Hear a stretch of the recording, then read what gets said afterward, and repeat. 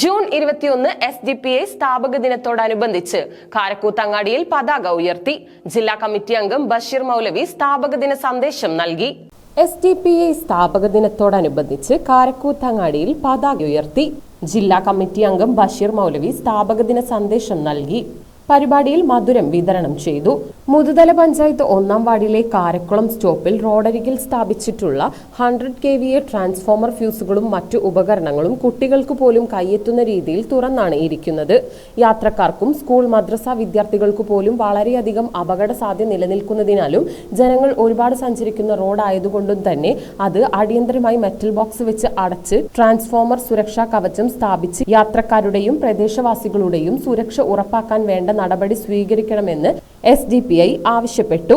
അതിന്റെ ഭാഗമായി SDPI കാരക്കൂത്തങ്ങാടി ബ്രാഞ്ചിന്റെ നേതൃത്വത്തിൽ 100ഓളം പരിസരവാസികളുടെയും യാത്രക്കാരുടെയും ഒപ്പുകൾ ശേഖരിച്ച് മുതുതല KSEB ഓഫീസിൽ അസിസ്റ്റന്റ് എഞ്ചിനീയർക്ക് പരാതി നൽകി. SDPI Karakkoothangadi branch president VP Noushad, Nasar VMH, Shoukath, Faisal Babu എന്നിവർ നേതൃത്വം നൽകി.